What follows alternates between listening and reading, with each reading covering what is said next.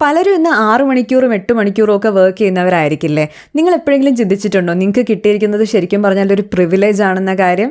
ശരിക്കും ഇതൊരു പ്രിവിലേജ് ആണ്. കാരണം എന്താണെന്നറിയാവോ? പണ്ട് കാലത്ത് ഇങ്ങനെ ആയിരുന്നില്ല. പണ്ട് കാലത്ത് 12 മണിക്കൂർ, 16 മണിക്കൂർ, 18 മണിക്കൂർ വരെയൊക്കെ ആൾക്കാർ വർക്ക് ചെയ്തിരുന്നൊരു കാലം ഉണ്ടായിരുന്നു. അന്ന് ശരിക്കും പറഞ്ഞാൽ അവർ വർക്ക് ചെയ്തിരുന്നത് വളരെ കുറഞ്ഞ ശമ്പളത്തിന് വേണ്ടിയിട്ടായിരുന്നു.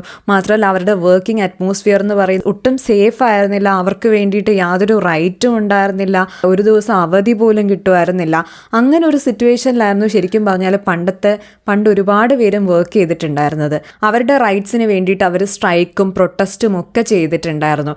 അവർ സ്ട്രൈക്ക് ചെയ്തിരുന്നതിൻ്റെ ഡിമാൻഡ്സ് എന്ന് പറയുന്നത് ഒന്നാമത്തെ കാര്യം 8 അവർ മൂവ്മെൻറ്റ് എന്ന് പറയും. അതായത് 8 മണിക്കൂർ ജോലി, പിന്നെ 8 മണിക്കൂർ റെസ്റ്റ്, പിന്നെ 8 മണിക്കൂർ അവരുടേതായിട്ടുള്ള കാര്യങ്ങൾ ചെയ്യാനായിട്ട്. ഈ ഒരു രീതിയിൽ പറയുന്ന ഈ 8 അവർ മൂവ്മെൻറ്റ് വേണ്ടിയിട്ട് അവർ ചെയ്തിട്ടുണ്ടായിരുന്നു. പിന്നെ അതല്ലാതെ വേറെ അവർ ചെയ്തിട്ടുണ്ടായിരുന്നെന്ന് പറയുന്നത് ഫെയർ വേജസിന് വേണ്ടിയിട്ട്, അത്യാവശ്യം നോർമൽ ആയിട്ടുള്ള ഒരു സാലറിക്ക് വേണ്ടിയിട്ട്, പിന്നെ ഒരു സേഫ് ആയിട്ടുള്ളൊരു വർക്കിംഗ് കണ്ടീഷൻ, ഇതിനൊക്കെ വേണ്ടിയിട്ട് അവർ പ്രൊട്ടസ്റ്റ് ചെയ്തിട്ടുണ്ടായിരുന്നു. ഇതൊരിക്കലും അവർക്ക് ഈസി ആയിട്ട് നേടാൻ പറ്റിയിട്ടുമില്ല.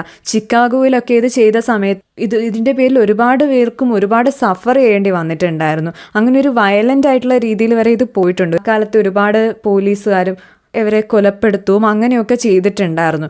അങ്ങനെ ഒരുപാട് പോരാട്ടങ്ങൾക്ക് ശേഷമാണ് ശരിക്കും പറഞ്ഞാൽ അവർ ഈ റൈറ്റ്സ് നേടിയെടുത്തത്. സോ അവരുടെ ഓർമ്മയ്ക്ക് വേണ്ടിയിട്ടാണ് നമ്മളിപ്പോൾ ലേബർ ഡേ അല്ലെങ്കിൽ തൊഴിലാളി ദിനം എന്ന് പറയുന്നത് സെലിബ്രേറ്റ് ചെയ്യുന്നത്.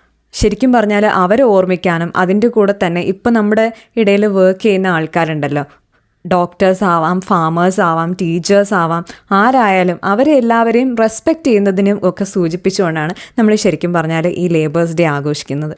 എല്ലാവർക്കും എല്ലാത്തിനെ പറ്റിയും അവെയർ ആയിരിക്കണമെന്നില്ലല്ലോ. ആർക്കെങ്കിലും ഇതിനെപ്പറ്റി ഐഡിയ ഇല്ലാന്നുണ്ടെങ്കിൽ ഈ വീഡിയോ പ്രയോജനപ്പെടുമെന്ന് വിശ്വസിക്കുന്നു.